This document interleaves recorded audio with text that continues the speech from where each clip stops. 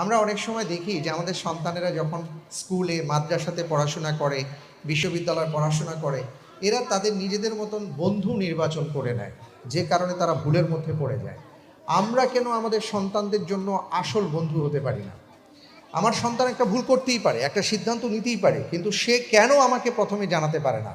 কেন তার মাকে বলতে পারে না যে মা আমি এই কাজটা করতে যাচ্ছি বা করতে চাই বা করে ফেলেছি? অথবা বাবাকে কেন সে বলতে পারে না? এই বিশ্বাস আমাদের অর্জন করতে হবে। অনেক সময় সন্তান মনে করে যে ভয়ের ব্যাপারগুলো মা বাবাকে বলা যাবে না, কোনো অপরাধ করে ফেলেছি এটা মা বাবাকে বলা যাবে না, কোনো সিদ্ধান্ত নিতে যাচ্ছি এটা মা বাবাকে বলা যাবে না, এটা বন্ধুদেরকে বলবো।